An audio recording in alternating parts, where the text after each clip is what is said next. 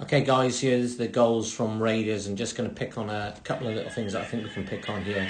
If we just pause it there, again, and I always look at the simple option. Listen, if the ball from there goes to there, you find feet, I don't have a problem with it.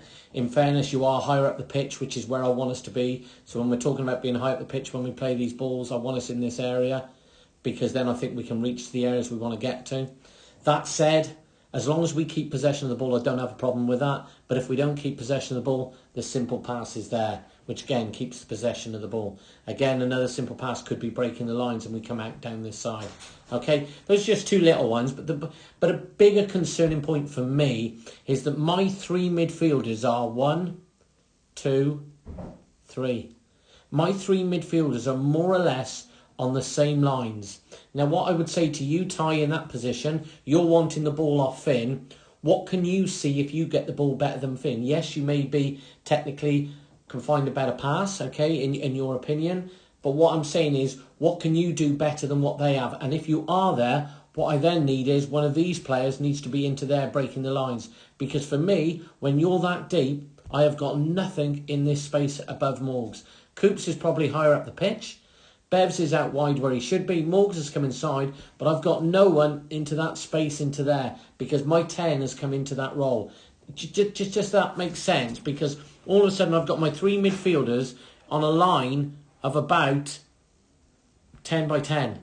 And that to me, we're receiving on the same lines. Are we going to break lines then? No. We've got how many players behind the ball? 1, 2, 3, 4, 5. 5 v 1 of theirs. Okay, when we look at players behind the ball. 1, 2, 3, 4, 5 players, and they've only got one of theirs, the red, which is by there. So again, just a little bit that we go again. Don't come too deep to receive the ball, which I'm going to touch on in a couple of clips in a wee while. But okay, so that's gone then, and you can see, Ty, you're already disappointed and saying to Finn, look, we've got rid of it, blah, blah, blah. What we need to recognise then is that my fullback is high up the pitch, this side of the pitch, and then we're 3v1 there back, which is Ty, Baz, and Finn against one of their strikers, but we all run away from it, leaving this one completely isolated, which was where our fullback was going to be. So as we roll it on, again, we've all ignored him. We've all got our backs turned to him. Ty, you've got your back turned. Finn, you've got your back turned because you're worried about that man there. What you should be doing, Finn, in my opinion, is getting Baz back so he's covering that man, and telling Ty to just hang on, not to shoot on, because Ollie, if that ball is switched quickly, is never going to get 15, 20 yards back. In which, in fact, is what he does. It's a great ball. It's over the top of Finn. Their lads picked it up. He turns inside and bang, and they score. It's a disappointing goal to concede. If they open you up, then you kind of live with it. But whereas they haven't there, that's disappointing.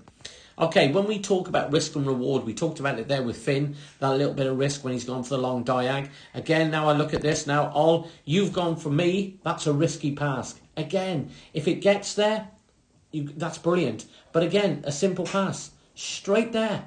That player then has got no chance of cutting it out. But because we've gone for the risky pass, because that's the pass you were looking for him to tie into the feet, which I can see, and that would have been, again, that would have just come boom, boom, boom. Sorry, boom to there and out to there. We could have cut that out with one pass to there. Do you see what I mean? But I understand if we want to break lines, and that's fine. I want us to do that. But it's got to be at a tempo where the ball's got to receive there and get there. That, to me, wasn't the right one, because he's narrowed it off. He's done actually quite well with 16. He's almost, as I say, inviting you to pass the ball there. Yes, I would like Morgs to be wider, so the pass that does come out to him could be receiving there. Then Morgs can face up and we go out the other side. As it happens, it doesn't, but we do get back in and we narrow off and we win the ball back in a sec. Okay, this is what we talked about, their second goal. This is the one for me, Coops, where you've just been a bit too keen to go and win the ball. To me now, if you stay right there, along that line, don't go any further, let them have it back there, that's absolutely fine. Because if their player now passes the ball to him, that's fine, you can stay in this sort of area, no problem at all. You could shuffle across to this area, Ty can come into your position. As you commit to him, you then are out of the picture. So as the ball goes into him, boom, you're now out of the picture because this number 4 is going to step in. Do you see what I mean? Whereas if you hadn't pressed, you would still be in the position that I talked about, which would be there, and they would have to try and beat you. No different to a defender diving in, same as my forwards. We're defending from the front, so we can't afford to be going in in there to press that. Unless you're going to win it, which you shouldn't do, now you're out of the game because you've gone past it. Ty's too far over the other side, so he's never going to get back into it. And actually, they step in and they actually get quite lucky with this one. The through ball, I think, gets a deflection. Yeah, just through there. And then he goes around and keeper and score.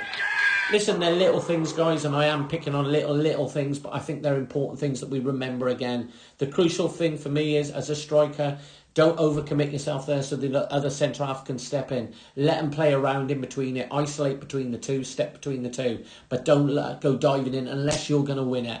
Then I'm looking at what the first part was our defending. Okay, that we need to be tucked in. And midfields, we need to be on different lines receiving. Okay, so as we can break lines, if that makes sense. Cheers, gents.